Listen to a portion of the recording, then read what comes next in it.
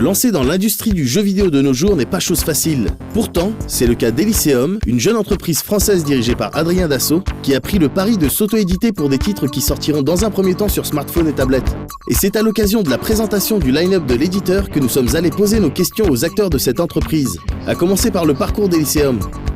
Alors on a commencé par les applications, c'est vrai, et par le mobile, pour des raisons un petit peu de chaîne de valeur, j'ai envie de dire. Aujourd'hui, faire un jeu vidéo AAA, ça coûte 100 millions d'euros, plus 100 millions d'euros de marketing. On n'a absolument pas les moyens. On est rentré, si je puis dire, par la petite porte du jeu vidéo, à savoir les applications qui sont de très faible coût, puisque c'est entre 50 et 200 000 euros de coût de production. Un cycle très court. Donc avec un petit peu d'argent, on peut faire beaucoup de jeux, beaucoup plus. C'était vraiment le leitmotiv, c'était de pouvoir faire du jeu vidéo simplement avec peu de capitaux. Et donc c'est pour ça qu'on est rentré par le marché mobile. Le marché mobile encore est même encore plus simple que les marchés consoles de salon, parce que tout est numérique entièrement, et c'est un avantage considérable quand on monte une entreprise et qu'on n'a pas besoin de faire de stock, de CD, de boîtes de DVD, de mode d'emploi, etc. Notre objectif, c'est d'aller sur les consoles de salon, non pas très rapidement, mais voilà, c'est le leitmotiv, c'est de pouvoir faire du AAA nous aussi, mais on va monter les échelons petit à petit pour arriver un jour à titiller Ubisoft, qu'on aime beaucoup d'ailleurs. Des ambitions donc, appuyées par une connaissance de l'industrie et du jeu vidéo de manière générale. Mais se lancer dans ce marché en tant qu'éditeur nécessite de se positionner par rapport aux deux grosses tendances que l'on retrouve dans le jeu vidéo, le casual gaming et le reste. Un positionnement qui semble clair pour Elysium. Nous, on veut être casu parce qu'on veut s'adresser à la plus grande population possible. Mais ça n'empêche pas d'avoir un gameplay, un game design profond qui peut contenter les corps et les hardcore gamers.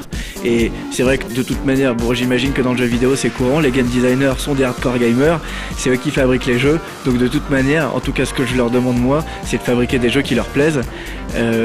Donc c'est vrai que même avec un gameplay casual, on peut faire un game design hardcore dans la profondeur, c'est-à-dire que sur les premiers niveaux ce sera relativement simple et tout le monde pourra y arriver, mais in fine au bout du 30e, si vous y arrivez, c'est que vous êtes un hardcore gamer.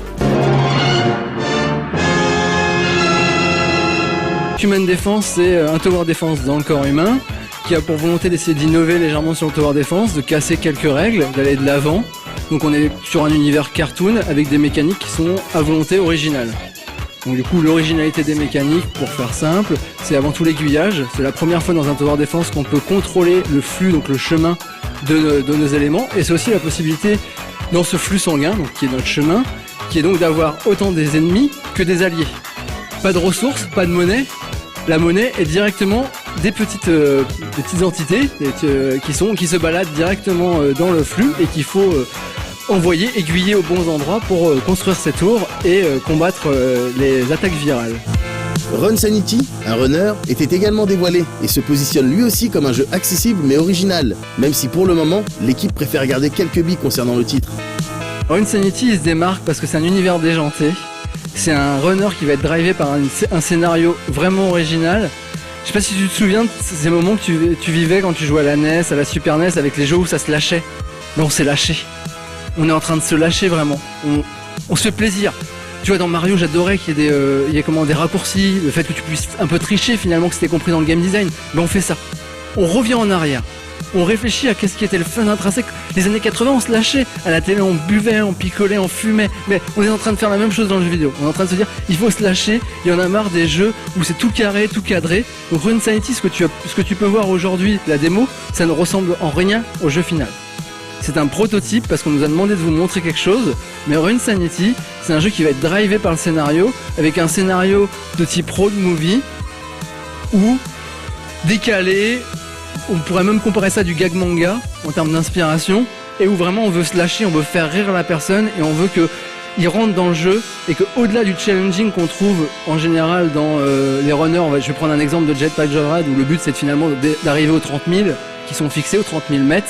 Et ben, nous on a voulu casser ça en fait avec des parcours plus simples, mais par contre des rebondissements scénaristiques, du challenge sur d'autres éléments. On espère maintenant que ces promesses seront tenues et on souhaite bon courage à cette équipe sympathique et passionnée.